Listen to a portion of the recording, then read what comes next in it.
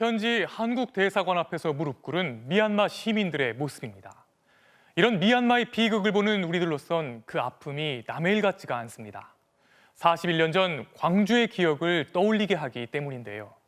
그때와 다른 건 철저히 고립됐던 광주와 달리 SNS를 통해 그 참상이 전 세계에 실시간으로 전해지고 있다는 겁니다.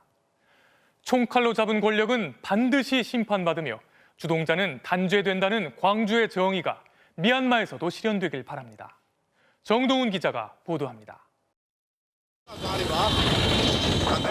도심 한복판에 등장한 장갑차. 소총에는 대검이 장착됐습니다. 화면 왼쪽은 시위 진압에 나선 지금 미얀마 군경의 모습. 오른쪽은 41년 전 5.18 당시 광주에 투입된 무장한 계엄군입니다. 아주 5.18 때와 흡사하다는 생각이 들면서 일종의 데자뷰라고 그런가요? 광주처럼 집단적인 흑살이 벌어지지 않았으면 하는 조마조마한 그런 심정입니다. 그리고 시작된 시민들을 향한 무차별 총격. 총탄에 맞아 숨지는 시민들이 속출했습니다. 무자비하게 휘두르는 곤봉, 가혹한 발길질에 시민들은 처참하게 쓰러져 갔습니다.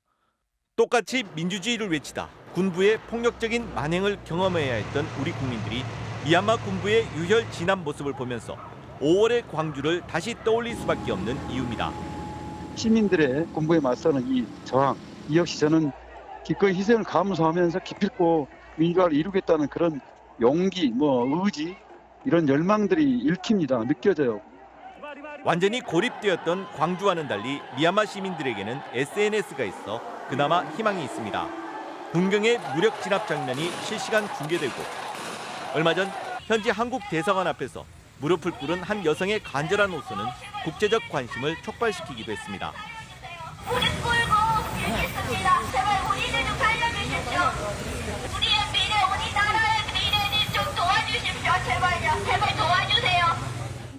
국제사회는 관심을 보이기 시작했고 국내에서도 지지와 연대의 목소리가 확산하고 있습니다.